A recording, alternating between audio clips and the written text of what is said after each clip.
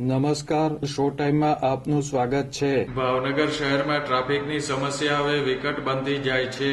શહેરના ટોપ 3 સર્કલ વિસ્તારમાં ગત રાત્રિના સમયે ટ્રાફિક જામ થતા ટ્રાફિક પોલીસ દ્વારા ટ્રાફિક જામ હળવો કરવામાં આવ્યો છે.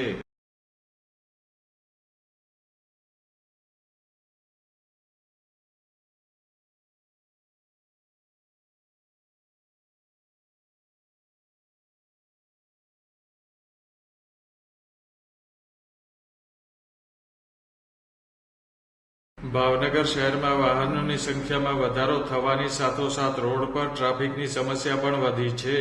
શહેરના ટોપ 3 સર્કલ વિસ્તારમાં ગત રાત્રિના સમયે ટ્રાફિક જામની સમસ્યા સર્જાઈ હતી.